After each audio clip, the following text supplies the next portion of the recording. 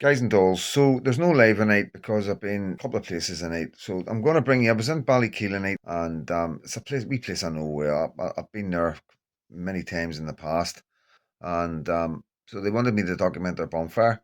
Because it was built by wee men, just like when I was a wee man. You know what I mean? So yeah, amazing job they've done, and yeah, done a wee piece for them, and it was good. I enjoyed it, and got permission from all the parents and everything.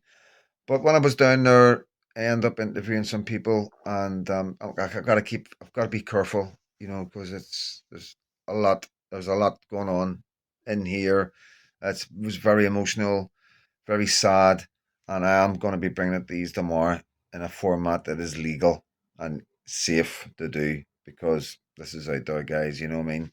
This is something else, and so yeah, a couple of interviews, couple of guys are interviewed them. I've done a piece to camera, and then the last bit will be the kids building the bonfire and a wee chat with them in the hut. You know what I mean? It's like I say, there was a lot going on, an awful lot going on, and if everything else hadn't been going on, I would have done a bit more. But I'll probably go back when they've got it built and they've got it to the height they want, and get proper wee interviews with them. You know what I mean? Yeah. So yeah, I'll be back, Ballykeel. So here you go, guys, to my community. Um, this is Ballykeel. So I'm here at the bonfire. As you know, I've been asked to come down and document the bonfire, and I'm with a couple of local guys, and he's just want to tell me what's going on and what's happening in your area. So you want to go first? As you've seen over recent events here, what's happened in the Ballymena town and around the local area, there's been kids come to harm, and the way it's been handled is like we're left in the lurch. Basically, there's nobody standing up for us at all. Now there was a bit of anger out of the locals, and the way the police and the mainstream media has come across us here, labelling us as drug dealers and racist thugs. Now that's not who we are. We're here to protect our kids, which should have every right to walk this safe in Ballymena. The situation at the minute is too that the tension in Ballymena is still high, and sadly the police and the media have made things worse, as far as I can see, by labelling us racist, etc. So how do we so what's happening? What's clearly happening is the media and everybody's focusing on us being far right and racist, and it seems to be because it's foreigners that are committing these crimes. Is that the way you look at it? Yeah, well, it is. That seems to be the case, and an issue too with the police and the double standards when it comes to the law. The law should be the law across the land. Like recently there in Londonderry, there was 9 Republicans up for rioting, all got bail. Anybody in Ballymena has not got bail. They've all been remanded. So clearly they're trying to demonise the people of Ballymena and make an example of us all, which is should not be the case. The law should be the law.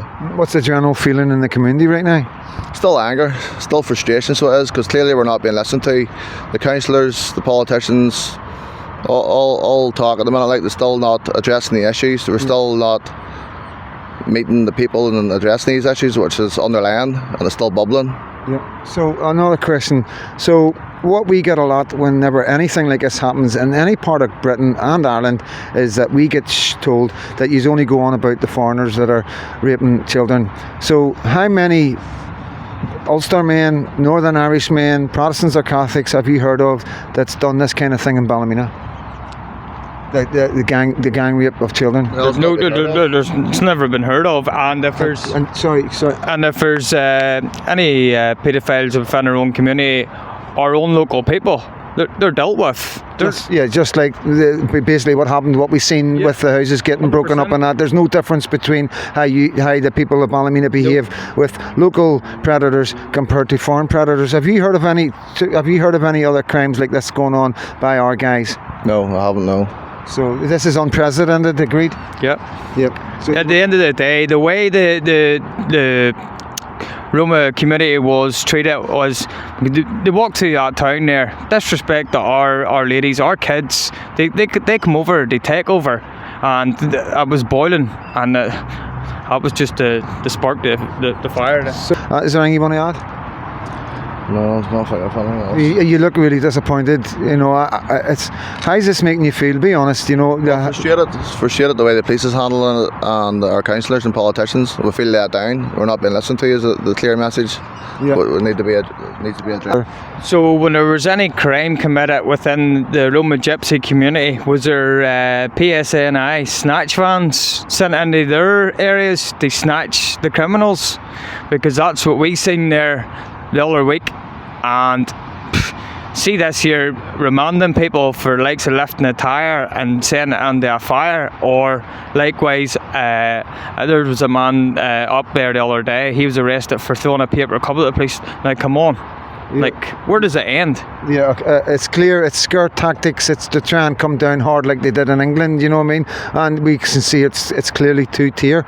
So it's all to do with class too. We're all working class. Yeah. All these issues affect us, don't affect the middle class or the upper class. All these politicians, judges, solicitors, barristers, they don't live with us daily, so they don't. So it's about keeping us in our place, I feel, the working class. So I feel, as I travel around Northern Ireland and go to hotspots, what we're going to call hotspots for child abuse and stuff happening that isn't normal in our country, it seems to be working class areas and our most vulnerable areas as well.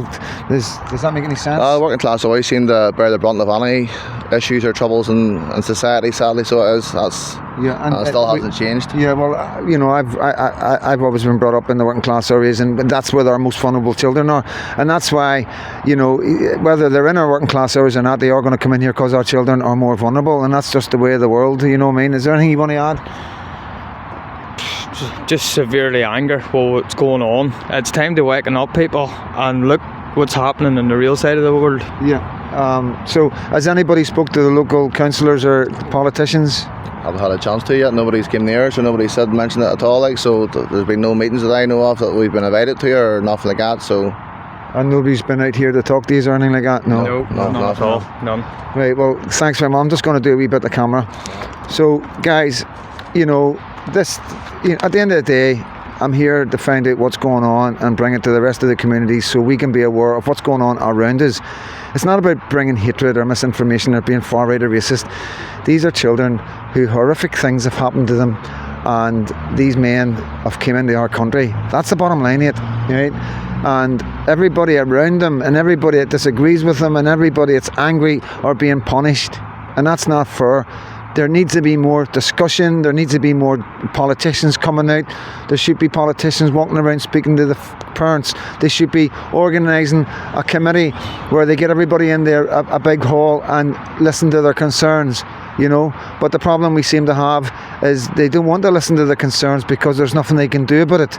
It seems that irregular, illegal and legal immigration has come to Northern Ireland, whether you like it or not, and I don't think there's a lot our politicians can do about it. So that is only going to leave us with one result, and that's the community trying to do something about it. So there's so many things that can happen and so many things that go wrong. You just need to know what's going on in my country, Northern Ireland. I'm Freedom Dad. I'm here in Ballymena at a bonfire. I'm so happy to be at a bonfire, even though everything's been really difficult and I've been quite emotional, and it's been very difficult talking to the parents and the grandparents of these children. It is very difficult, but you know, seeing the young men doing what I did at their age, building this fire and getting it ready for the 11th and 12th, and knowing what it's all about as well blows me away, because the parents and the adults are letting their kids know what this is about, just like we did, and that's good to see. And I'm so grateful of the people of Ballymena, ballykeel. I'm so grateful of the people of ballykeel to invite me down, and thank you to the parents of the amazing children who are building this fire. And I want you to understand as well, you know, they put a pallet up there for Freedom Dad. You know, the adults are now going to take over, okay? So I don't want anyone panicking, thinking there's all plenty of adults here, and yeah, it's all been supervised for Freedom Dad, as you can imagine. But you know, it's now up to the men, and well done to the young men. Thank you so much for coming on camera, and give them young men some love, because they are absolutely amazing young men. No nonsense to them, no swearing, and absolute credit to their parents. I really do mean that. Well done, guys. You've brought up some amazing young men there, and it's good to see our traditions and cultures carrying on. So I'm Freedom Dad. Some good stuff, some bad stuff, some emotional stuff from Ballymena. God bless. So guys, I'm at Ballymena, I've been invited down to see one of the bonfires in Ballykeel, and yeah, it's been built by some young men. So I'm going to turn the camera around and show you it, and we'll get a wee chat with the guys that built it. Guys, this is it. This is the young men's bonfire. Obviously the adults are here, you know what I mean, but it's the young boys that do all the hard work, trailing the pallets along and all the rest of it, you know. So let me see. I hear they're in a hut like I built, in a hut like I was in. But yeah, this is our traditions, this is our cultures. All right, guys, how we doing? Let me see, I'll need to get this turned round so well. Right guys, so I'm in the bonfire hut, and these are the young guys that are building it, just like when I was a young guy this age, you know. So I'm going to start with you. So why do you do this? Do you know the reasons why we build bonfires? Yeah, it's because when King Billy came over to save us, we lit beacons across the island. Beacons. It's a Ballymena accent, guys. So yes, he's right. We lit beacons, and you know, and so King Billy could get in. And it's important that our young guys know our culture and they know why they're doing this. Come on out and tell me what you've been doing.